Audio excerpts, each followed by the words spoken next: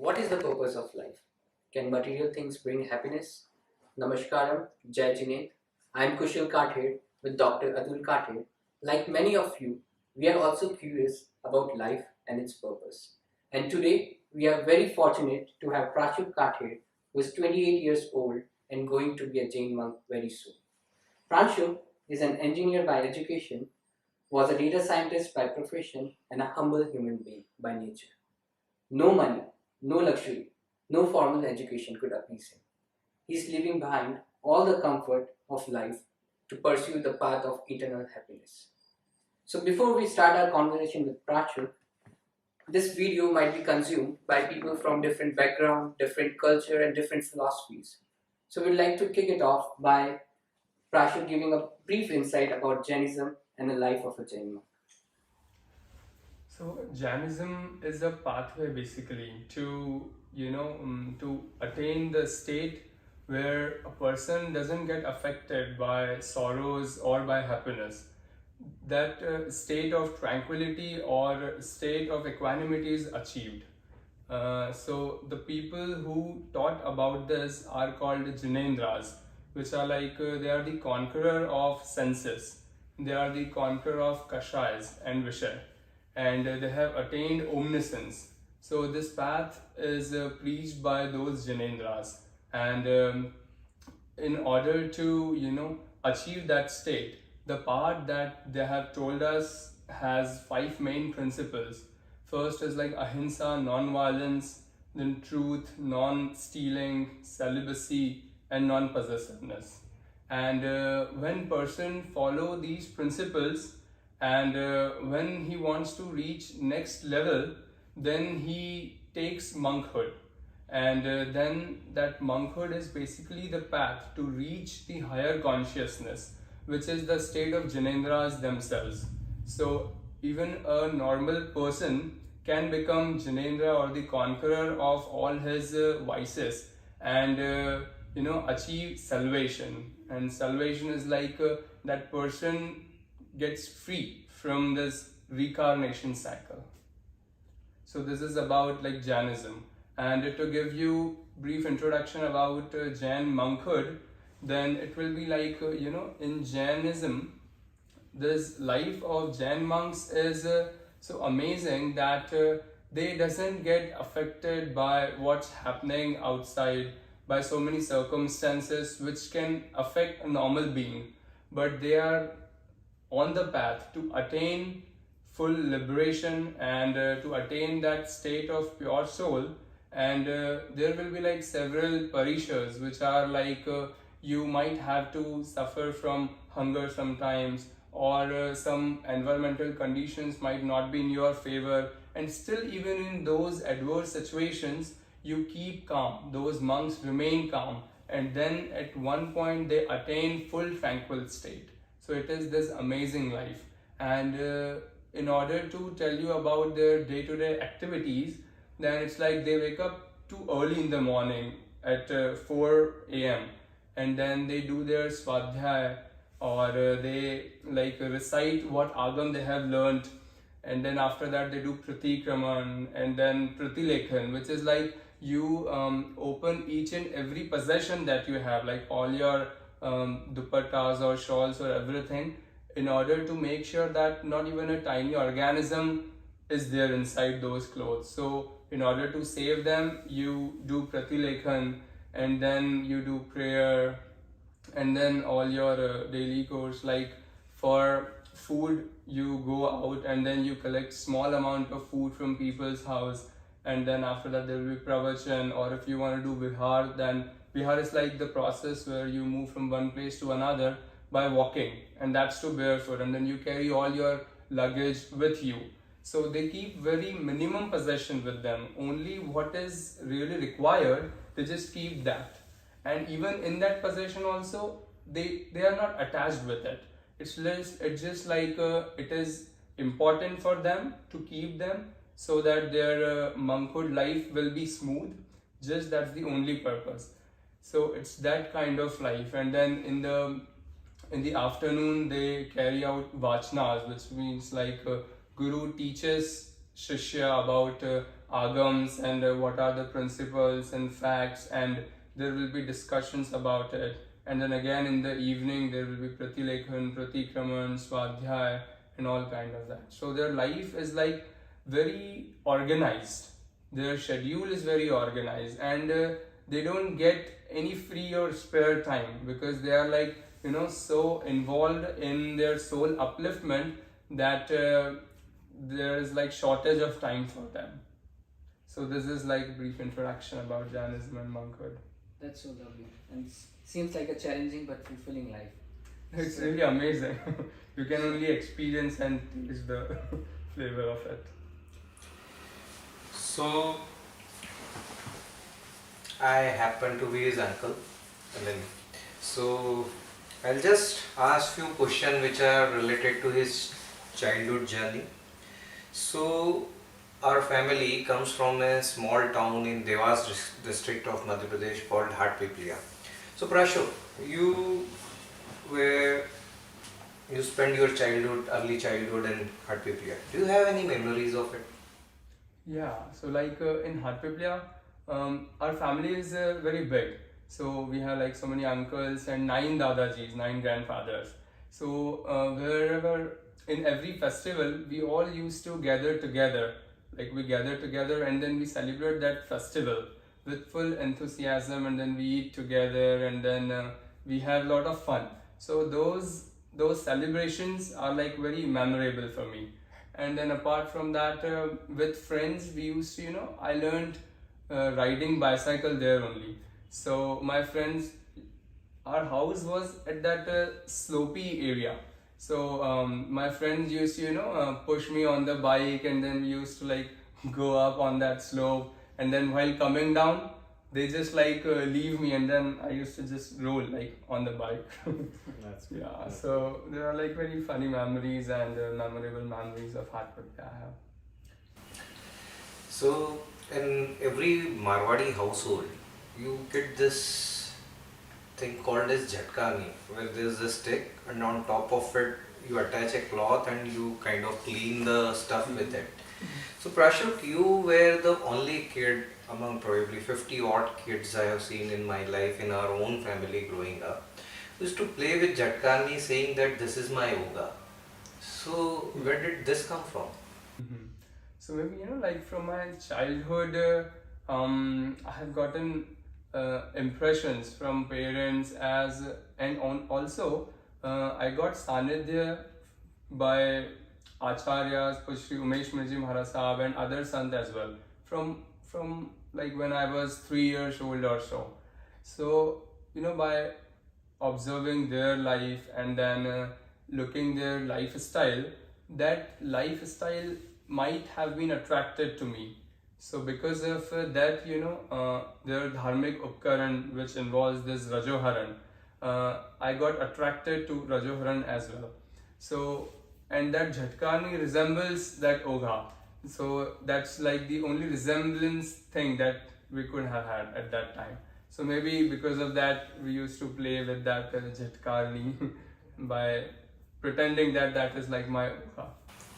So according to you, what age you got exposed to Jainism? So as I told, like since childhood, when I was like in my mom was pregnant. At that time only in Thandla there was Chaturmas of Sadhviji. So at that time also my mom used to listen some religious things from those sadhvis. So from that time, and then when I got little bit bigger, like by the age of 3 or 4, I was more closer to Jain saints or Jain monks. So from that time only, after listening to our monks' sermons and then so many discussions, religious discussions, or the teachings when Guru used to teach their shishyas, after listening to those things, I might have gotten that knowledge that this is the religion only which can help you in attaining that pure soul state, and then this is the religion only that can let you set free from this cycle of birth and death. So following this religion is something that is different from the mundane routine life of normal people. So from that childhood age, I was like got the opportunity to learn Jain principles and Jain facts. Great, great, great. Do you have any memories of Acharya Pujya Acharya Shri Umesh Muniji Maharaj? Yeah, so with Acharya Bhagwan, I have like so many memories. I will share a couple with you. So like when I was a kid, then in Thandla, Acharya Shri was there in Sthanak. So I thought of doing samvar at that night. So means like you just sleep in Sthanak where those monks live, or they are stayed at that time. So I slept, and in the morning, Acharya Shri asked me, "Hey kid, did you get enough sleep or good sleep? Was there any problem?" So like his affection towards a small kid was also very admirable. And then another instance that I can recall is like when I was 3 years old. Then at that time, a Sangh from Sanjeli, like a group of people from Sanjeli came, and then they discussed something with Acharya Bhagwan, and then they were like leaving, and then they asked Acharya Bhagwan, then please we want your manglik. So I was there and I said, okay, Acharya Bhagwan, I want to give manglik first, so please allow me to give manglik first, and then you can give manglik. And then again his simplicity, look at his simplicity, that he told, okay kid, you give manglik first and then I'll give manglik. So he was like such an amazing person. So, how was your childhood memory? I mean, do you recall any funny memory? So in funny memories, like me and Prabal, my younger brother, so like sometimes I used to tell him some horror stories, like some superstitious horror stories, and sometimes they were like so baseless that any intelligent person would say, what these stupids are talking about. And in front of him also, sometimes me and he too, we both used to like talk to some spirits that, hey, do something to him, like to scare my my younger brother. I have a very strong memory of you as a kid. And you must be 2 years old when I got married. So my wife Pallavi came, and you used to come to meet her every day. And she would give you one gems, that Cadbury gems, one piece of it, every day. And then one day you came and she gave you entire packet. And you were like, you found everything. Oh, puri ki puri gems, and it was like smile of your life, We were so happy to see you smiling. It's amazing. It was like Eureka. Yeah. So at the age of 15, you made your first formal effort to become a Jain monk. What made you decide that at that point? So they say tipping point. What was the tipping point? Right.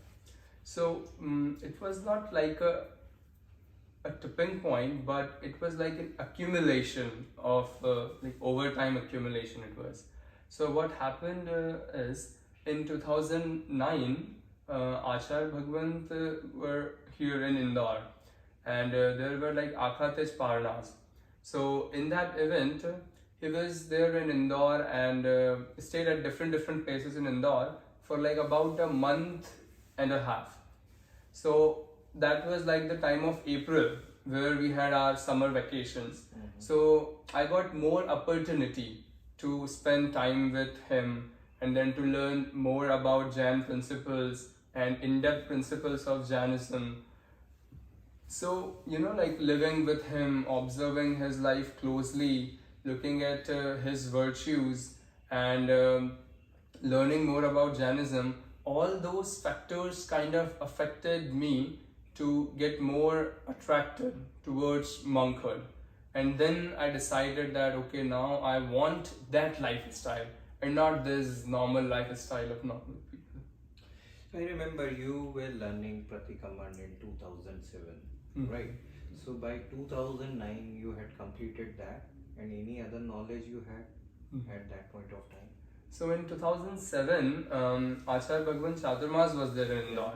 So every morning we used to go to Sthanak and then do one Samayik and learn Pratikraman. So at that time, by the end of that Chaturmas, I learned Pratikraman, and along with that, some thokras as well, like Pachis Bol and Gatagad. So some of those thokras I learned. So thokras are like, group of similar information, and that is tagged under one name. So all from those agams you get those facts, and then you accumulate those and give them the name of thokras. So some thokras gurus taught me. It's like easy to remember, so Right. Whenever you are alone, you can recite them all. Right. by yourself. Some facts, similar facts Similar together facts are called together, thokras. yeah. So what was going on in your mind when you were pursuing higher education, given that you wanted to become a Jain monk? So you got into engineering. So what was going into your mind? So in 2009, excuse me, when I decided I want to become monk, I presented that in front of my parents. At that time, I was not confident enough to tell them directly. So I wrote letter to them asking, please give me permission. I want to become monk. I don't like this world, and I don't see any happiness in these sensual pleasures, and I desperately want to be monk.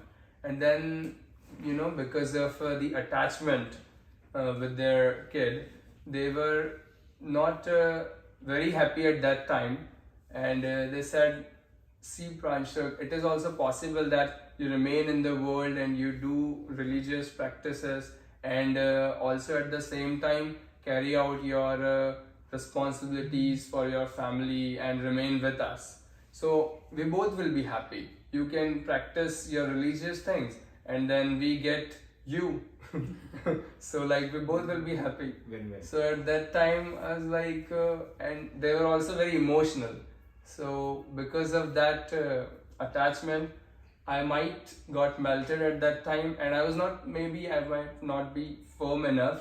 So because of that, I thought, okay, let's take the balance of these two things.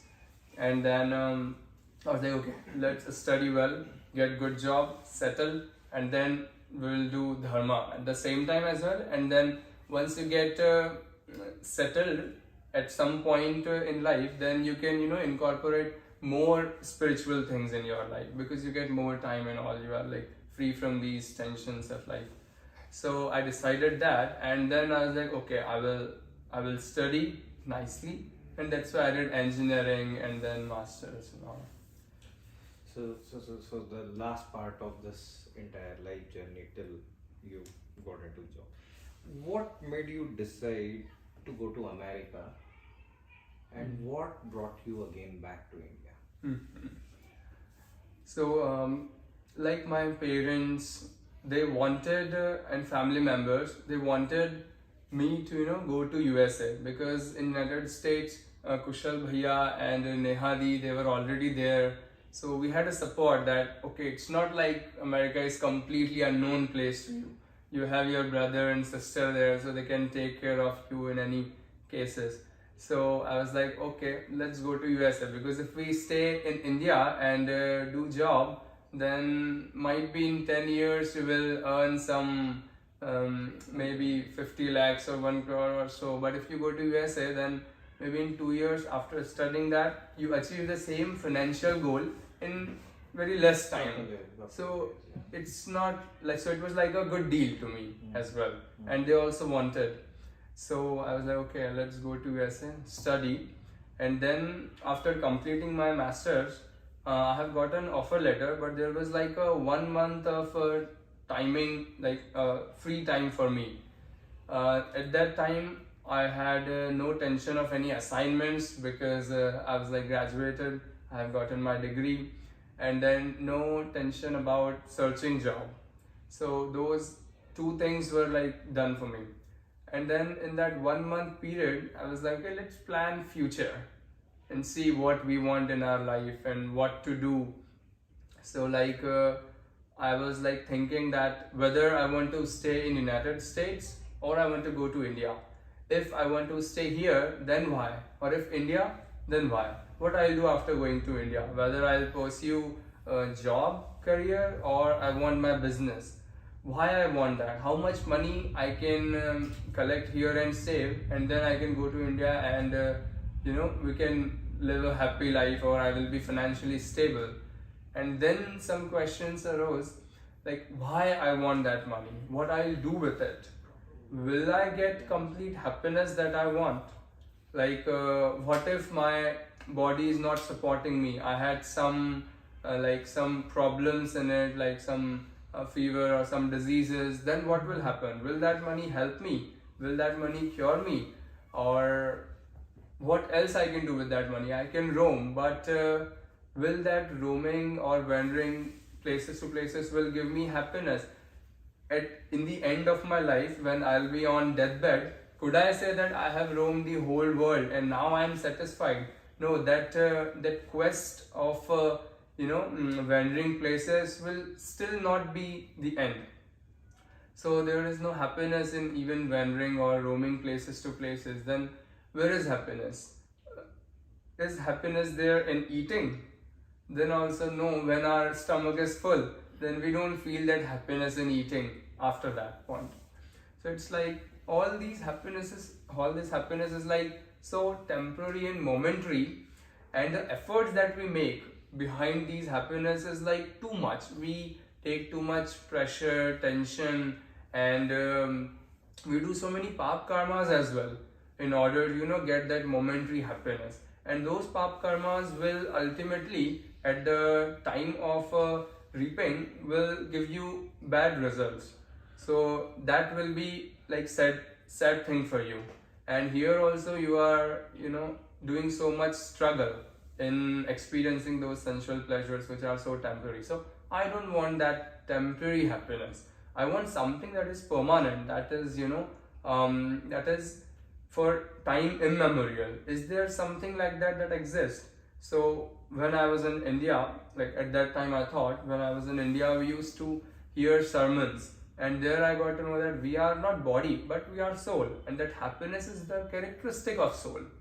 Then why not to make that happiness of soul ultimate?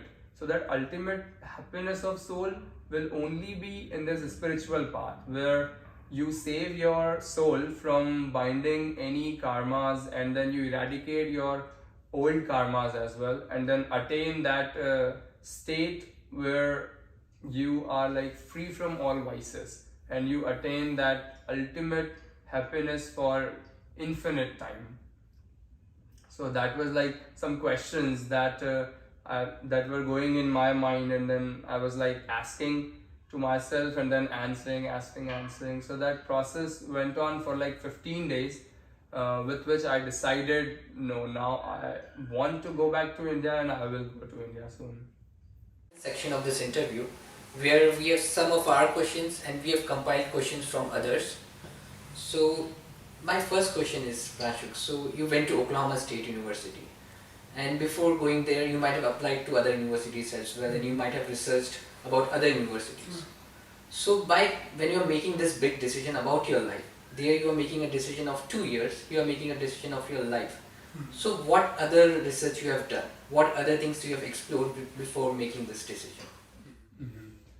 So like when I decided I want to become monk, I was like, okay, for 1 year I will take sanidhya of our gurus, and then see whether in all weathers how my physical and mental state will be. Will I be like comfortable in that experiencing cold, or in case of extreme summer, will I be comfortable, or am I not getting bored with that mundane routine? Am I still interested with the same enthusiasm to become monk? So those questions were there in my mind, and but that faith I had that this is the absolutely right path, that I want to go to, but whether I will accommodate that path well enough or not. So that query was there in my mind.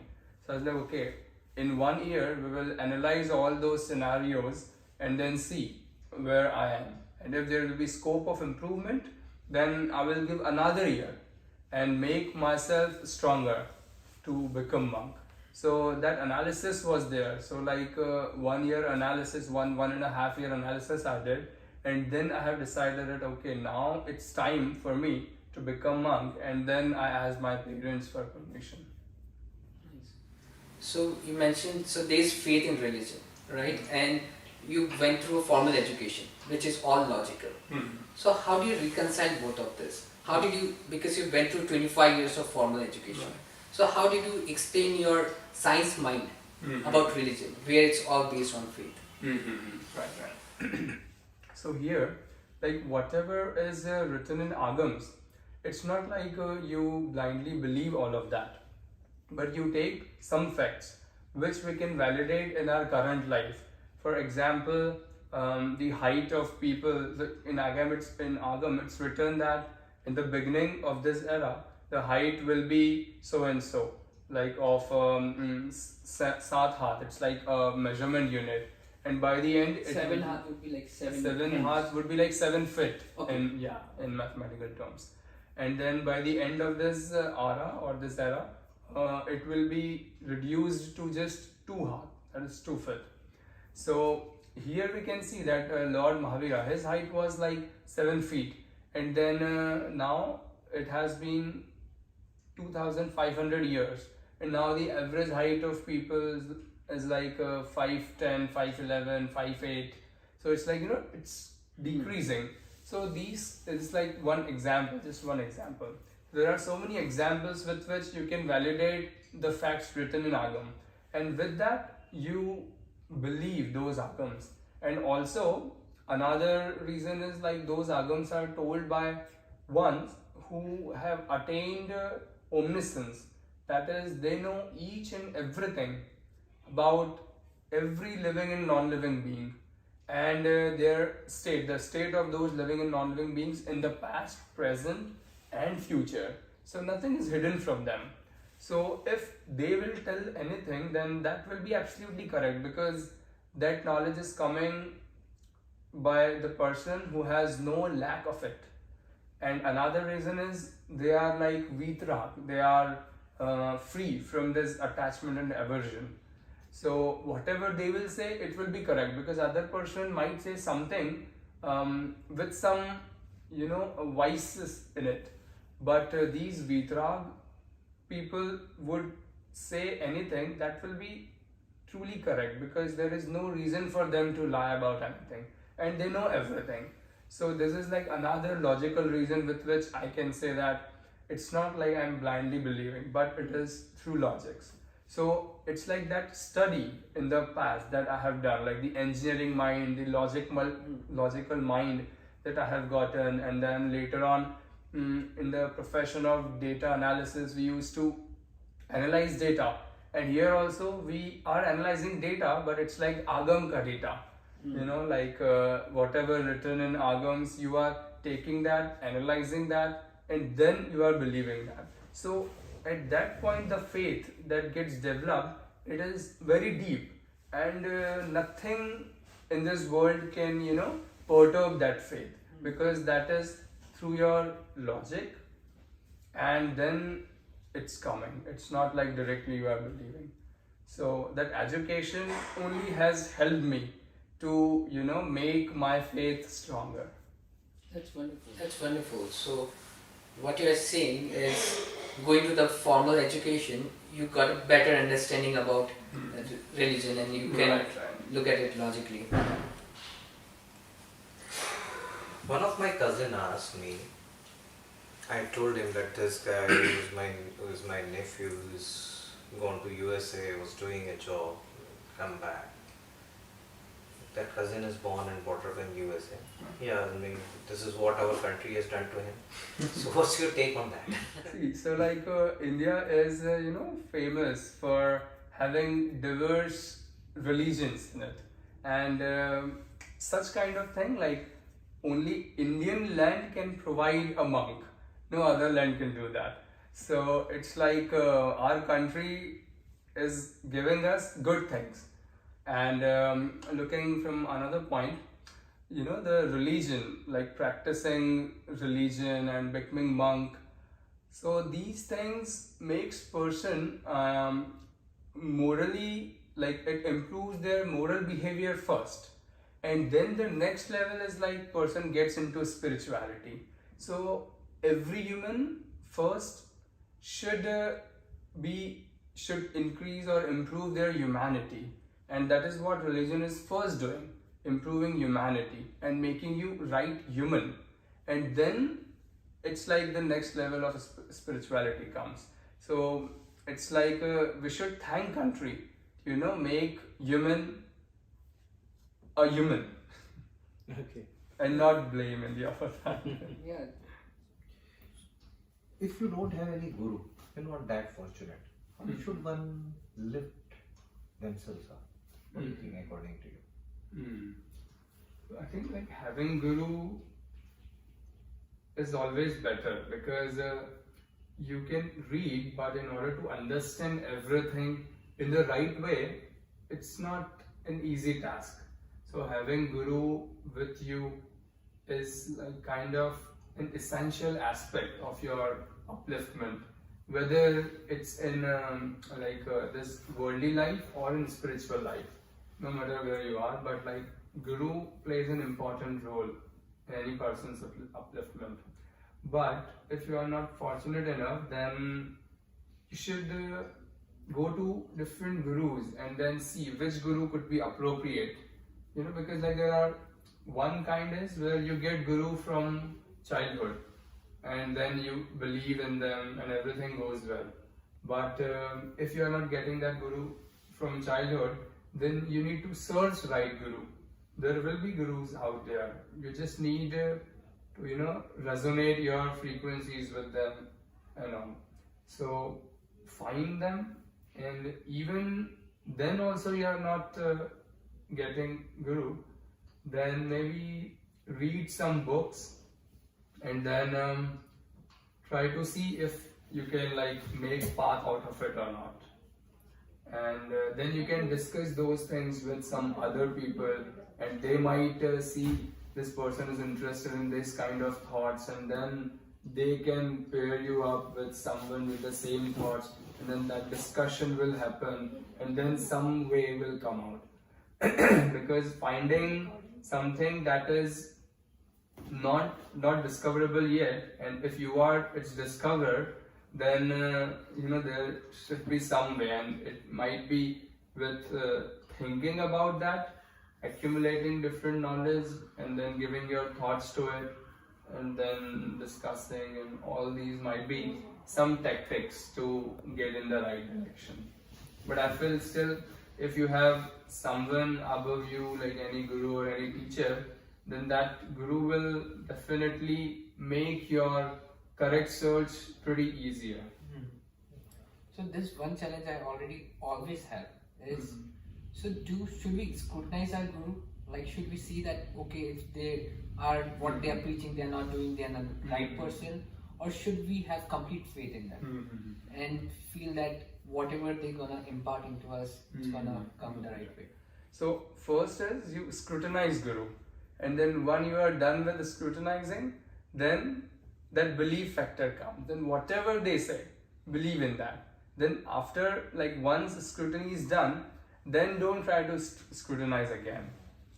And one thing, like, as today I have a knowledge base, right? Tomorrow that knowledge base will increase. Then after that it will increase. So today how I'm scrutinizing is based on that knowledge base. Tomorrow it would be different, because as I'm learning more.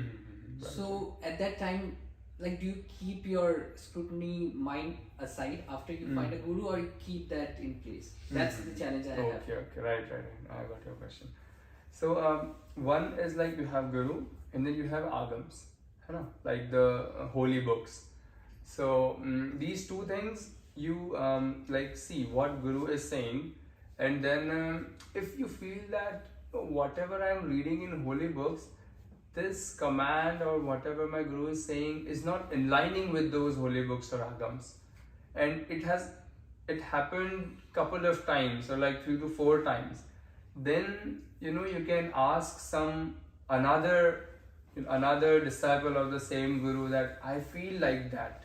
So what do you feel about it? In agam it is written like this, but our guru is saying that, so it is possible that I might not be getting his commands correctly, so he can help. And then if he is with you, then there might be some problems. Then you can talk to acharya, like guru's guru, or whoever is the head of that group, and then try to see things whether those commands are in a right path of spirituality or some disturbance is coming in that. So in that way you can carry out that. So one question that we got is, so in this materialistic world, we are into rat race and trying to go at the top of the ladder, right? And after reaching at the top, we realize we are on the wrong ladder. So how do you navigate as you are moving forward, if you are on the right path? So on this path of spirituality, our goal is to be free from this attachment and aversion. Okay, and also, like, your goal is to eliminate all kashayas, the passions. Like, there are 4 passions: anger, ego, deceit, and greed. So this is the goal of spirituality, and these are the parameters to gauge whether you are moving in the right direction or not. So in every, like, in your day-to-day activities, you can see throughout the day, whatever activities I did, whether I was somewhere angry, did I show some ego at any point, did I feel like I had ego. So these are like the points where you are analyzing or gauging your passion level, whether I was like angry or not. And then at the same time, in those instances, you can see, is there anything with material or any living being I was more attached, or did I show some aversion towards these living or non-living things? So these parameters could help you to see whether you are on the right path of becoming Vitrag, which is like Vit plus Rag. Rag means like attachment, and Vit means like pass it on, like away from it. So by gauging your attachment and aversion level, you can measure whether you are on right path or not. Right. So in this world, when convenience is the top priority, do you think you're practical enough to be doing whatever you do?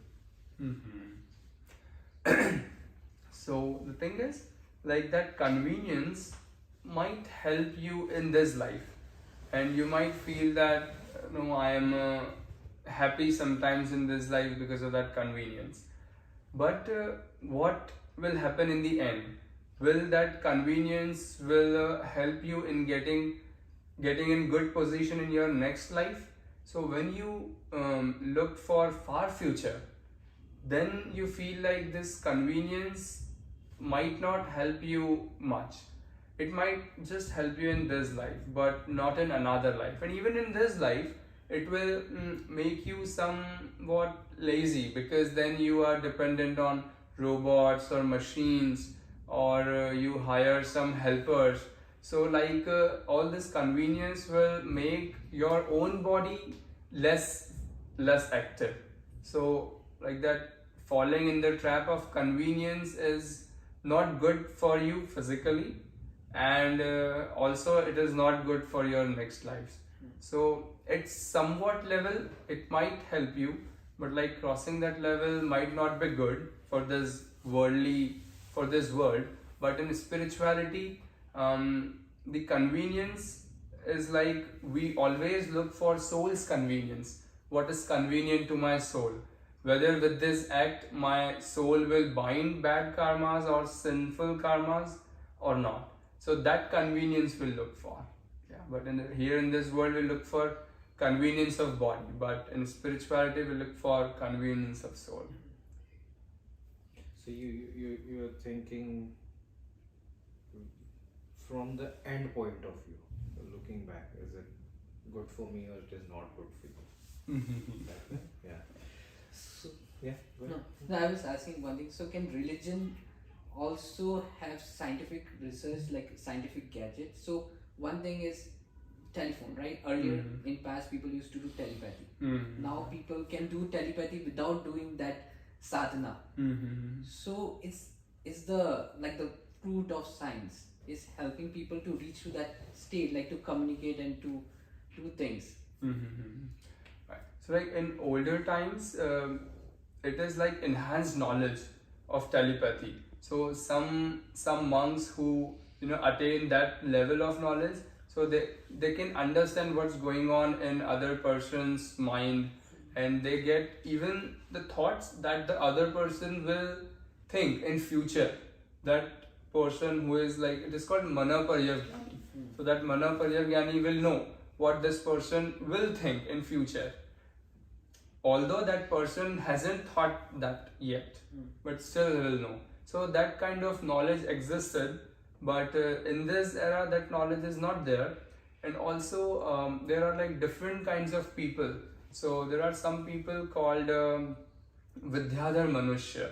So those human beings are like the beings with some superpowers, you can say in other way, that they can fly, they can like go from one place to another pretty quickly, or they can increase their height or decrease it. So these things are there. So maybe science might be taking some inspiration from it, and but this, from spiritual aspect, it happens by unveiling the level of unveiling some karmas to improve your knowledge. And all these are like vidyas. It is like you just gather more knowledge, the tricks you get to know about these things, you can do those things. So it's not a big deal. So those things were logical, there were like ways to do it. And here also, today also, science is saying, like, it is teaching us how to do things and how to make your life better with some process. So it's like in earlier times and here also, the process was there. It was not like magic. It may seem like magic, but it isn't. It's like a process. So some rapid fire will do? Yeah. We'll do some rapid fire. Short and quick answers. So, what are you most grateful about in your life? I'm glad to get good parents, family members, and everyone that supported me, and good guru, so that I came onto this path of becoming monk and ultimately attaining salvation. Do you have any regrets? Regret, not as such, but one that could fall in this category of regret could be in 2015. I had if I had been moved on this path of monkhood, then it could have been even better. I might not have wasted my my years, after 15. Well, like Jainism teaches us to become like in that state of equanimity. So it's like my destiny was like this. I had some bhogavli karmas, to experience more world, and then this is the right time. So it's all right, but it could have been better at that time. What do you do for fun? So for fun, I like to read. So I read and then I just think about anything. Maybe if there is like this pillar, I was like, okay, this is made of stones, it is kind of pratmika. So I relate anything with these religious facts that I have accumulated throughout, and then try to get to some conclusion. Yeah. Have you ever fallen in love?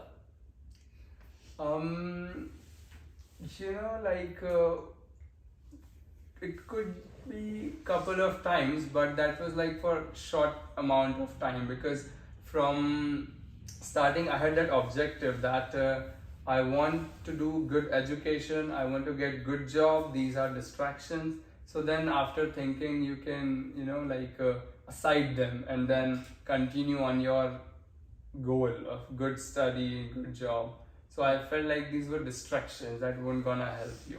Yeah, perhaps your love would be Jainism, right? So Yeah, it's that's eternal my love. ultimate love. And so now for people like us who are in this world, what one thing that you would say that we should do it, irrespective of what we are doing in our life? It's easy and which would lead us to uh, like minimize our karma and reach to moksha as soon as possible. Right, right. So, in this world also, after becoming monk, our goal is to be free from attachment and aversion, right? So, living in this world also, if you cannot renunciate the whole world, that's all right, because you might have some responsibilities, or you are not like, I want to give my 100% to it, but still you want to get moksha. So, you can just analyze your activities, that where, in what processes or activities I can minimize my attachment and aversion level. So in that way you can decrease it, and then one day you can achieve full, like you can fully discard attachment and aversion and attain that vitrag state. Great. So there are some questions which has come from various people. Okay. This has come from Dr. Jasprit Chawla. Which path is more difficult? Living a family with spiritual consciousness, or living in Vairagya? Living with family with spiritual consciousness, or living in Vairagya for the same? So it may seem like the world of the life of a person living in this world and carrying out his responsibilities, and at the same time doing the spiritual upliftment, that life might seem tougher, but the other activities that he's carrying out, like his responsibilities and other things, so if he thinks about the ultimate outcome of it, then he might realize that the life of monk might be easier, but it is more fruitful and useful for the ultimate goal that he has. But life here may seem difficult, but still it is not that fruitful or effective like the worldly life. What advice you'll give to a person like me who's already married and having a family and responsibility? So you can carry out your responsibilities, but without getting attached to it, like not getting attached to wife or your belongings or daughters or son. So being non-attached, and then practicing these religious activities as you get time, and then just keep thinking whether I am going in the right direction or not, what things I can improve, how I can minimize my kashai, or how I can decrease my affection towards these sensual pleasures, though these pleasures are very temporary. They are not gonna give me happiness for a long time. Then why I am getting attracted to it, or how I can minimize my affection towards it, basically. So this will make you calm, and then that in that calm state you can think better, you can live your life better, and then your influx of karmas will be lesser, and then you can get more time as well to eradicate previous karma as well. So you can move faster on this path.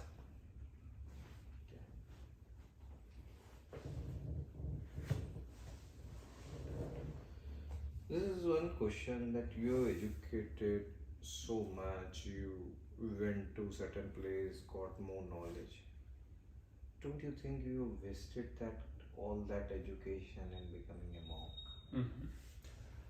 So I don't think so, because getting knowledge, like engineering knowledge, like you prepare things, you look at things from all perspectives. Let's say there is like a motor, you just open each and every part of it, and then you see what is the function of this, what is the function of this part, and then how they all together are making this motor to work. So in the same way, that approach we learn from our education, like engineering and from science. But here in spirituality also, what are the pieces that I need to improve? How they all will function together for my soul's upliftment. So there is similarity. It's not like completely I have wasted my time, but that approach, that understanding how to see things, how to think, that process that I have gotten from education is really helping me in this path of spirituality as well. So people who have like taken monkhood early in their life, so how their journey would be different because they haven't gone through this modern education. Mm-hmm. So do you want to shed some light on that? Right. So, it is possible that even though you got into monkhood in early age, then you get to, study more, and in the childhood you grasp better. You can learn more, you can understand more, and you can be molded in the right direction easier by Guru. So that is the advantage that they have. But after crossing an age, it becomes little bit difficult for you to get molded according to Guru completely, or it might take longer time. So getting into the monkhood in early age is really an advantage for them, and then over time they also learn this process of giving thoughts about anything, because there is anupreksha, which is like a part of or a type of swadhyay. So Guru do teach them how to do swadhyay and how to do anupreksha. So with that anupreksha, they develop that kind of engineering mind with which they evaluate other things as well. Makes sense, yeah. So One of the question I got from my dear friend Dr. Mohit Shah is 28. Well settled. Why? Right. So in this age of 28, I feel like I have experienced so many things, and yet I didn't get happiness anywhere. Not in eating, not in roaming, and not in USA, not in India. So I was like, where is happiness actually? So I feel like the real happiness that I feel is here in this path of spirituality, where you take care of each and every tiny organism. You are not lying at all. You don't even say the truth that could hurt other people. So like that level of behavior, you Embark. you embark in yourself. So how does this happiness feel like?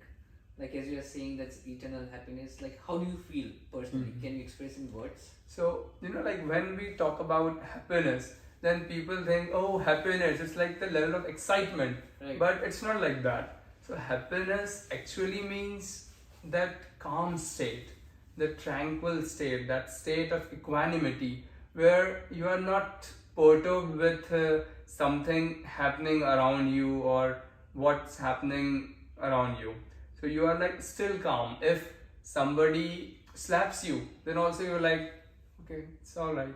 You are like not like, oh, how dare you to slap me like that? So you don't get excited or you don't become angry. You are just still in that calm state. So that is the actual happiness which we get to experience while we are moving on the path. It's just the happiness of moving on that path. But that path will lead to infinite happiness. So we can just imagine only that how that infinite happiness could be. So in order to experience that, we need to attain that happiness and experience. There are no other words to express that level of happiness. There is one question to Prachi. You're so young. Are you sure about this path? Won't you regret it later? 101% sure. So if you realize down the line that this is not the right path for me, what I thought it's not working out, so what would you do at that point in time? See, before going into that path, I am pretty much very deeply scrutinizing and analyzing each and every aspect.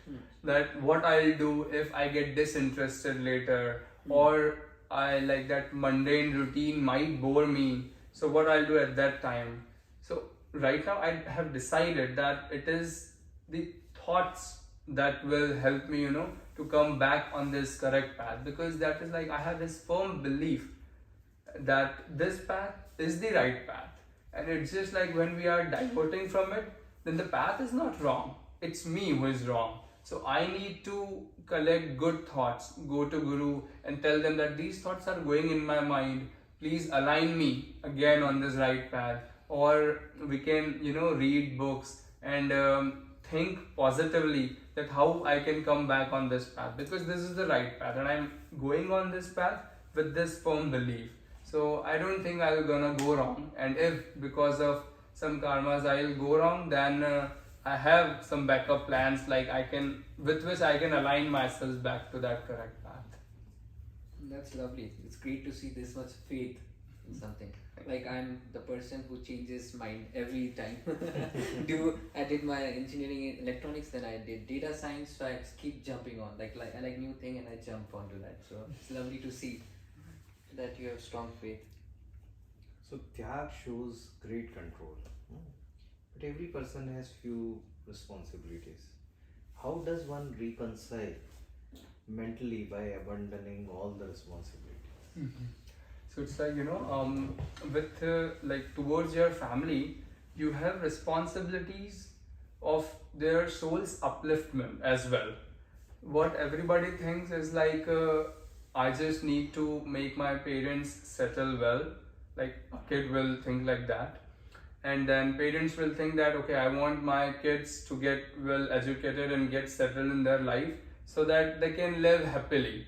But there are only very few parents that will think about their next life, about their soul.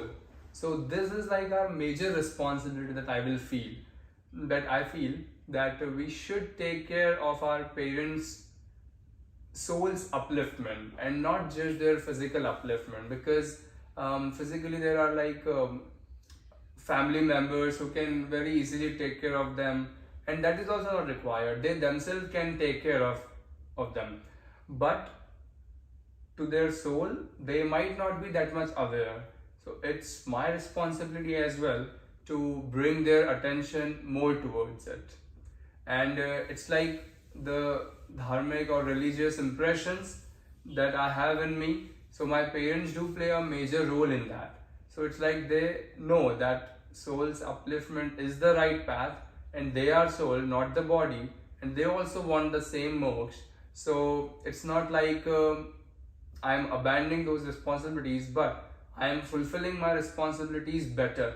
Not only thinking about this life, but also thinking for their next lives or next coming lives. Right. This is a question by Ekta. वैराग्य जीवन में बहुत बार आते हैं, but क्या पुरुषार्थ करें कि वो वैराग्य टिक जाए? Right.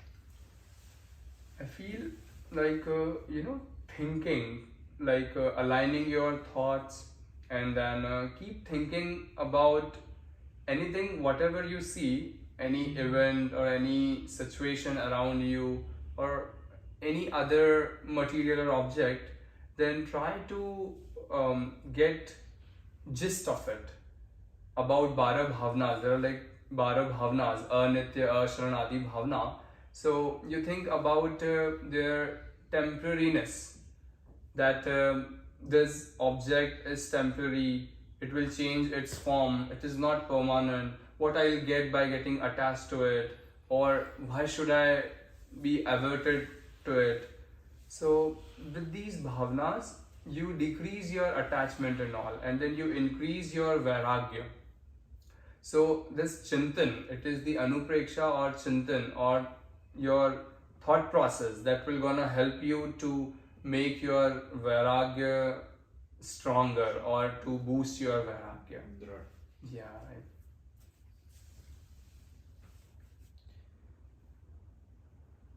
What was the biggest challenge you faced during your life journey of becoming a monk?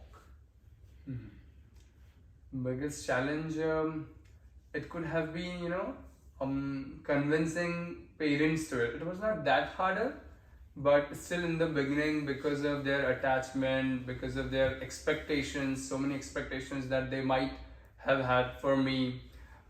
So like those expectations were not gonna be fulfilled anymore. So they might be shocked with it, and because of that, they were like, in the beginning, they were not happy to give me permission. So they took some time, and then after that they agreed.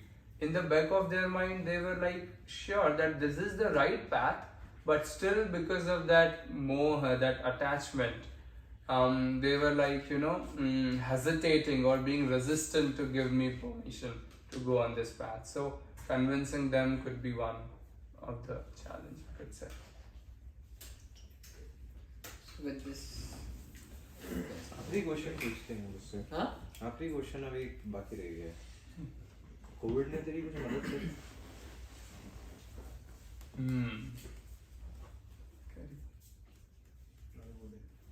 क्या मदद करी?